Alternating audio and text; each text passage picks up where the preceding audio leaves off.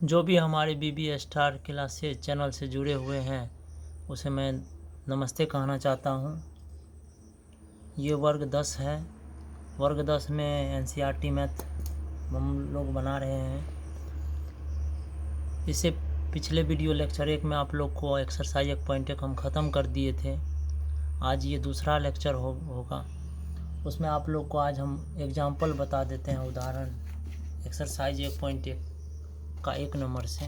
ठीक है, page number 5 में है। 5 नंबर में उदाहरण 1 से आपको बता देते हैं। उदाहरण 1 देखिए सवाल को। उदाहरण 1 सवाल ये दिया हुआ है, इसको हम उतार देते हैं। यहाँ सवाल दिया हुआ है 4052 और 12576 का एचसीएफ यूक्लिड विभाजन एल्गोरिथम का प्रयोग करके ज्ञात करना है। ठीक है, तो सबसे पहले लिख दीजिए आप यूक्लिड विभाजन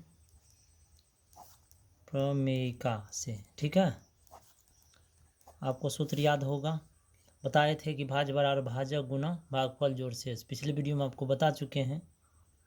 अभी हम लिख देते हैं सूत्र। ए बराबर क्या होता है, बी क्यू प्लस आर। ठीक है, तो इसमें देखना है कि ये ज़्यादा है कि ये ज़्यादा है। तो ए जो है आपको भाज्य हो गया, बी को भाजक कहते हैं, क्यू भागफल हो गया, आर को शेष कहते हैं। ठीक है, इस तरह समझिए। जैसे ए हो गया, ए को बी से भागा देते हैं, ए हो गया भाजक, अब बी हो गया आपको भाज्य, और क्यू यहाँ लिखते हैं, ये होता है भागफल, और नीचे में जो लिखते हैं आर ये क्या होता है, शेष। तो ठीक है, उसी प्रकार ये जो ज़्यादा है इसमें वो आपको हो जाएगा भाज्य। तो 12576 को उतारिए, उसको भागा लगाना आपको 4052 से। तो यहाँ रफ में आपको भागा लगा के दिखा देते हैं। रफ में भागा लगा के दिखाते हैं। तो यहाँ हम रफ में भागा दे रहे हैं इसको इससे। ठीक है, तो 4052 को आप भागा दीजिएगा 12576 से। ठीक है, तो आपको लग जाएगा कम से कम कितना मरतबा, 3 मरतबा लगाइए। तो 3 दूनी 6, 5 तिया 15 को 5 से ले, यहाँ से ले 1 उतर गया, 4 तिया 12, घटाइए, 0 बच गया,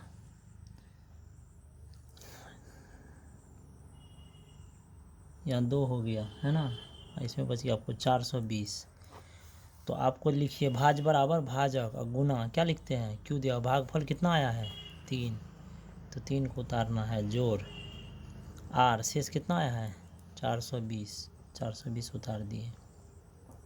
फिर क्या करना है, इसमें जो भाजक होता है वो भाज हो जाता है। अब ये देखिए ख़त्म हो गया, अब ये 3 बाकी है ना, तो इसमें आपको जो भाजक है वो भाज बनता है। तो भाजक तो ये है, तो इस भाज की जगह पर उतार दीजिए। इसको देना है शेष से भागा, तो 420 से भागा देना है। ठीक है, गुना, तो 420 को भागा देंगे 4052 से, तो ये लग जाएगा आपको 9 मरतबे। 0 9 9 18 का 18 से ले 1 9 चौक 36 1 37 घटा दीजिए, 7 बच गया, और 9 से 2 गया 272। तो भागफल आया 9 और शेष हो गया आपको 272। अब देखिए फिर ये ख़त्म हो गया, बच गया कौन चीज़ 420। ये विभाजक है, यह अब भाज्य बन जाएगा। इसको देना है आपको शेष से भागा, तो आपको 1 मरतबा लगेगा। 272 को भागा देते हैं 420 से, तो 1 मरतबा लगेगा। तो 272 उतार देंगे, इसमें बचा लेंगे तो 8 7 4 11। ठीक है, ये बच गया आपको 1। तो भागफल आ गया कितना 1, तो 1 लिख दीजिए, और शेष आया 148। ठीक है, अब फिर 272 को यहाँ उतारिए, इसको भागा दीजिए 148 शेष से। तो 148 को भागा कौन चीज़ से देना है, फिर 272 से।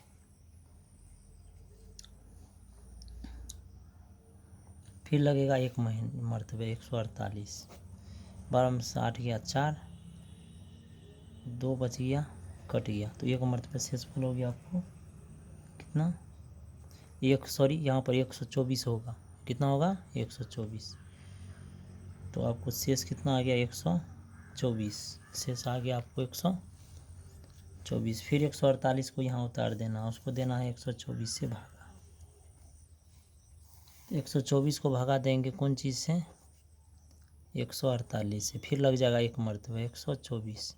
8 में से 4 गया, 4 बच गया, ये आपको हो गया 2 कट गया, तो भागफल फिर कितना आया? 1। शेष कितना आ गया आपको? 24। ठीक है, फिर आगे आइए, फिर क्या करेंगे हम? 124 को भागा देंगे शेष से, 24 से फिर भागा लग जाएगा, तो 24 को भागा देना 124 से। ठीक है, 24 पंचा लग जाएगा, 5 चौक 20 हासिल 2, 5 2 से और 120 हो गया, 4 कट गया, तो 5 मरतबा लगा और शेष बच गया आपको 4। फिर ये 24 को यहाँ उतारना है, इस 24 को भागा लगाना है आपको फिर शेष से 4 से, तो 4 छक्का 24, 4 से को अगर भागा दीजिएगा आप 24 से तो 4 छक्का 4 5 20, 4 छक्का 24, 6 मरतबा कट गया, तो 6 हो गया, और शेष फल आ गया कितना? 0। शेष फल कितना आ गया? 0। अब इसका आंसर हो गया। ठीक है, जब शेष फल 0 यहाँ आ जाता है तो समझ जाइएगा कि यह सेव हो गया, तो इसीलिए सेव बराबर इसका आंसर हो जाएगा आपको यही भाजक 4। ठीक है, इस रूप से उदाहरण 1 को आप बना सकते हैं। ठीक है,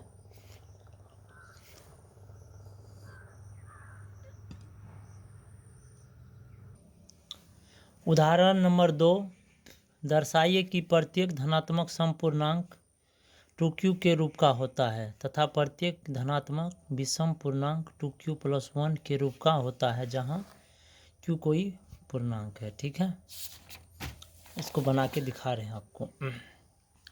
इसको बनाना है, दर्शाने वाला जो भी होगा सवाल उसमें इस तरह से माना जाता है। माना कि कोई धनात्मक पूर्णांक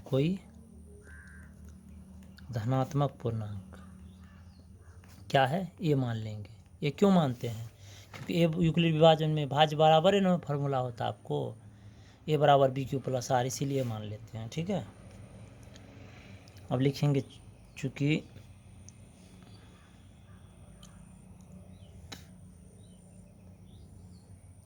जहाँ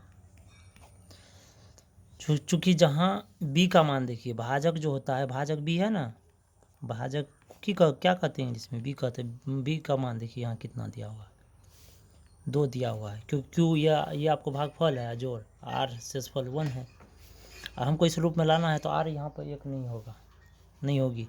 ठीक है, तो b बराबर 2 तथा r शेषफल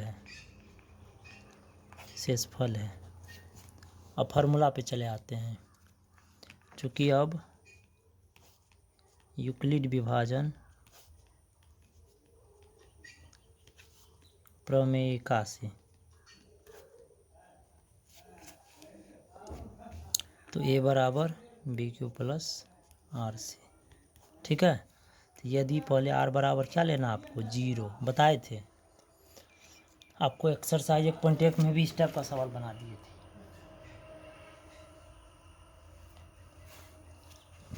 यदि r बराबर कितना लेना आपको? 0 लेनी है,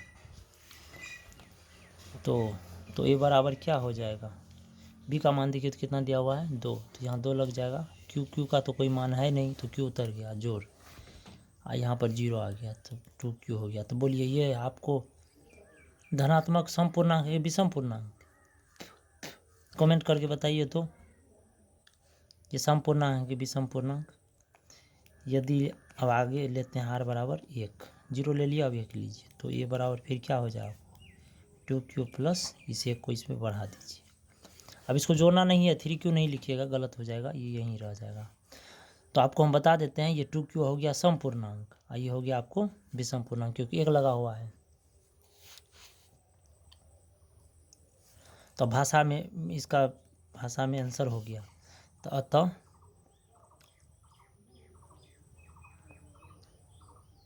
समपूर्णांक को 2q के रूप में 2q के रूप में तथा विषम धनात्मक पूर्णांक को किस रूप में लिख सकते हैं? 2q + 1 के रूप में लिखा जा सकता है, रूप में लिखा जा सकता है। ठीक है, समपूर्णांक आपको 2q हो गया, विषम पूर्णांक हो गया आपको 2q + 1। यही आपको प्रूव हो गया। ठीक है, ये सवाल का यही आंसर है।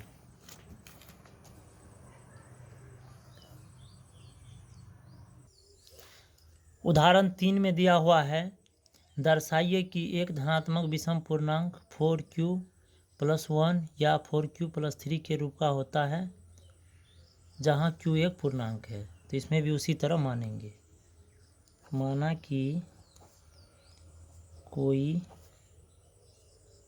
धनात्मक पूर्णांक a है जहाँ a बराबर फॉर्मूला क्या होता है, bq + r, तथा b का मान देखिए तो क्या है, b का मान कितना दिया हुआ आपको 4, यहाँ पर फिर कितना है 4 हो गया, तथा r शेषफल है, r शेषफल है। अब फार्मूला लगा देंगे, चूँकि अब यूक्लिड विभाजन एल्गोरिथ्म से, ठीक है, इसीलिए ये बराबर bq + r से, यही फार्मूला पर बना लेंगे। तो यदि r बराबर सबसे पहले कितना लेना है तो 0, तो a बराबर क्या हो गया आपको, b का मान बैठाइए तो यहाँ कितना दिया हुआ था 4, यहाँ भी 4 लिखे हैं तो 4 आ गया, q + 0 बैठा दीजिए तो क्या आ गया 4q। अब यदि r बराबर 1 ले लेते हैं, क्या आ गया 1, तो a बराबर हो गया 4q प्लस इस 1 को इसमें बैठा दीजिए तो 4q + 1 हो गया। आगे बढ़ेंगे, यदि r बराबर 2 ले लेते हैं तो a बराबर फिर क्या होगा, हो जाएगा 4q + 2। अब 3 ले लेते हैं, यदि r बराबर 3 तो a बराबर क्या हो गया आपको 4q + 3। बढ़ते जाएंगे, 5 तक चलते हैं, यदि r बराबर 4 तो a बराबर हो गया 4q + 4। यदि ले लेते हैं r बराबर अब 5 तो a बराबर हो गया आपको 4q + 5। तो आपको सवाल में बोला है कौन चीज़, सवाल में क्या दिया हुआ है, सवाल में दिया हुआ है धनात्मक विषम पूर्णांक को लिखने के लिए। तो आप बताइए, सवाल यहाँ है कि विषम पूर्णांक कौन कौन हुआ इसमें। विषम पूर्णांक एक ये हो गया, क्योंकि ये तो संपूर्णांक, ये तो नहीं होगा, एक ठो ये होगा और एक ठो 5 वाला होगा। तो इसको भाषा में लिख देना है, नीचे में लिख देना है, चूँकि इस तरह किसी धनात्मक विषम पूर्णांक को क्या क्या लिख सकते हैं, एक आ गया 4q + 1, एक आ गया 4q + 3, तथा अंतिम आया आपको 4q + 5 के रूप में लिखा जा सकता है ना, लिखा जा सकता है। यही आपको प्रूव हो गया, क्या हो गया, यही आपको आंसर आ गया। ठीक है, इस तरह से इसको आप लोग बना सकते हैं।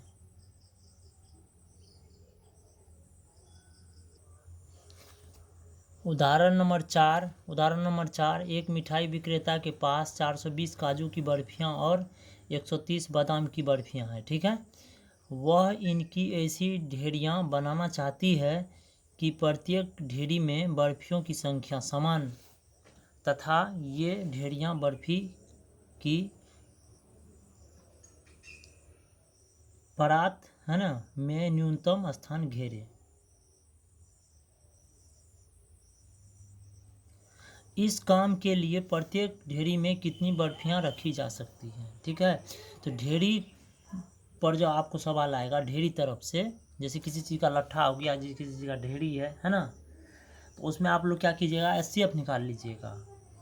अगर कोई सवाल आपको आ जाएगा, जैसे कोई धावक है वह दौड़ता है, मान के चलिए, या कोई फील्ड है मान के चलिए, उस पर दौड़ रहा है, फिर मान के चलिए जहाँ से दौड़ा और फिर चक्कर लगा करके वहीं पर पहुँच गया, तो उस कंडीशन में आप उसका में एलसीएम लगा सकते हैं। ठीक है, तो ये तो आपको ढेरी वाला सवाल है, तो इसमें क्या करना है आपको, HCF निकालना है। तो हल में बना के देते हैं आपको, समझा भी दिए हैं।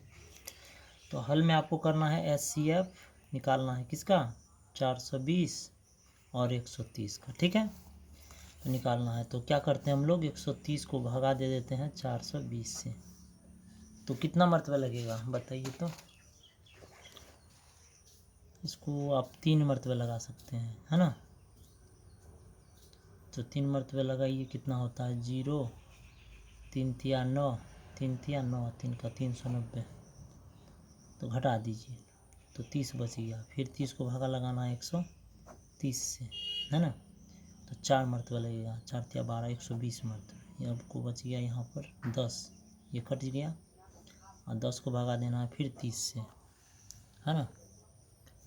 10 को भागा आपको देना है फिर 30 से, तो 10 तिया 30, ये कट गया। तो इसीलिए HCF बराबर आपको कितना आ गया आंसर, 10 आ गया। कितना आ गया, 10, है ना। यही आंसर हो गया, ठीक है। HCF कितना आ गया आपको, 10। तो 10 यहाँ पर भर देंगे, यही आंसर आपको हो जाएगा। आप इसको दूसरे तरीक़ा से भी बना सकते हैं इस सवाल को।